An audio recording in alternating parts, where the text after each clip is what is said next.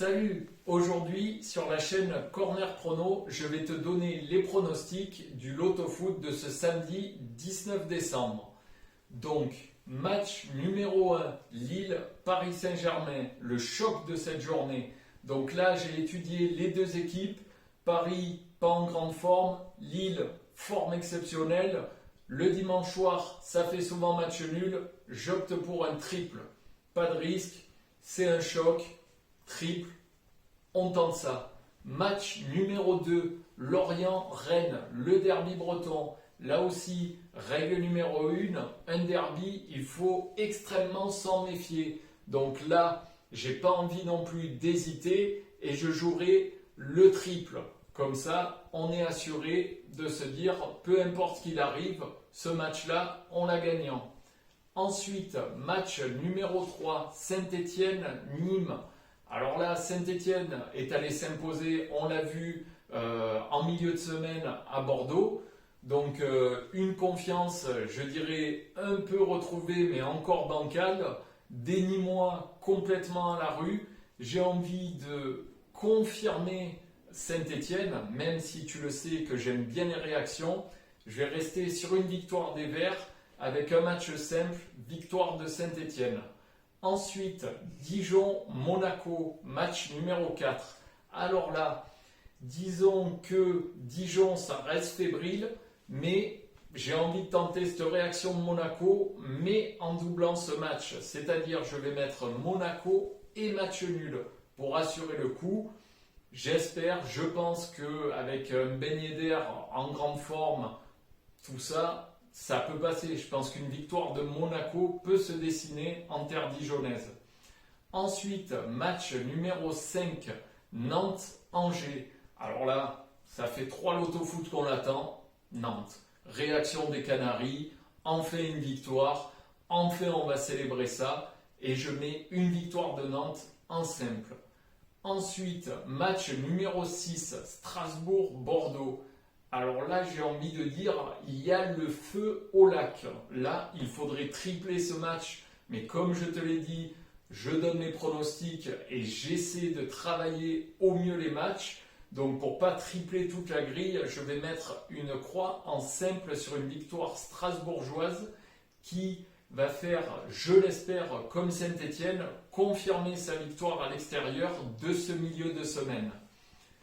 Après, nous passons sur Tottenham-Leicester avec un mou plus que agacé de cette défaite à Liverpool qui va remobiliser ses troupes pour pouvoir aller chercher cette victoire. Donc là aussi, match simple, je privilégie l'équipe à domicile en cochant tout simplement Tottenham. Ensuite, Manchester United-Leeds. Alors là, je pense très sincèrement que Manchester va s'imposer à domicile face à El Loco, qui ne pourra pas, je pense, résister à la force de frappe de Manchester. Donc j'opte encore pour une victoire à domicile et une victoire de Manchester en simple. Nous passons à la Serie A sur ce match 9 avec un alléchant Atalanta-AS Rome. Alors là, Atalanta, on le sait, c'est un peu le Ajax Amsterdam de l'Italie, mais au contraire de l'Ajax, leurs joueurs sont restés, ils ne se sont pas fait dépouiller, donc je pense que l'Atalanta est favorite pour ce match, mais avec un petit frein du match nul. Donc pour ce match numéro 9, je vais cocher Atalanta match nul, histoire d'assurer. Ensuite, match numéro 10, toujours en Italie, Lazio de Rome, Naples. Alors pour celui-là, Naples a perdu, comme on l'a vu en milieu de semaine, à l'Inter sur un penalty.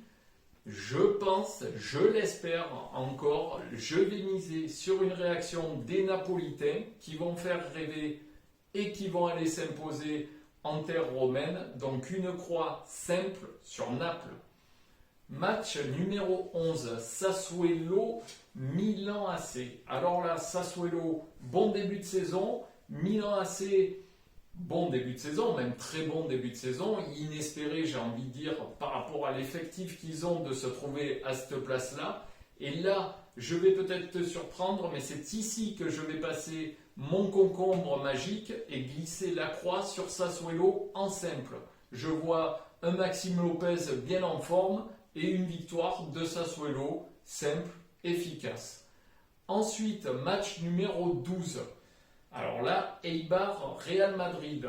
Ça peut être un match concombre magique aussi. Mais je vais faire confiance à Karim qui va marquer son petit but, une victoire madrilène. On n'en demande pas plus, donc on coche la croix en simple sur le Real Madrid. Ensuite, match numéro 13, Brest-Montpellier.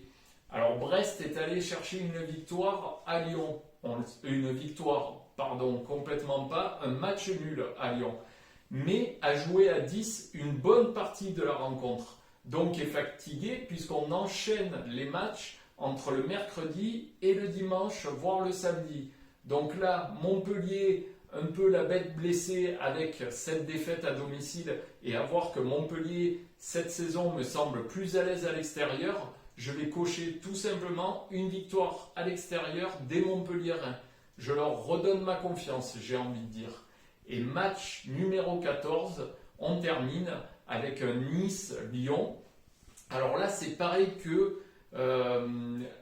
Nîmes, disons. J'ai envie de dire que si Nice, il y a leurs spectateurs, il y a tout ça, il y a un peu le feu.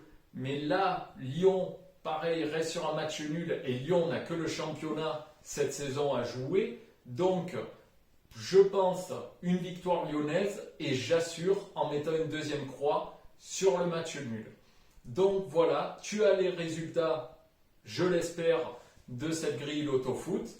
Je te propose de me laisser en commentaire tes pronostics pour tous les matchs, surtout pour le Lille-Paris Saint-Germain et le derby breton, car j'ai mis des triples et peut-être pour toi une illumination où tu as peut-être mieux le résultat de ces deux matchs. Donc tu me le mets en commentaire, n'hésite pas, ça fait toujours plaisir. Voilà, je te dis bon week-end de foot et pense que savoir cocher reste un vrai métier.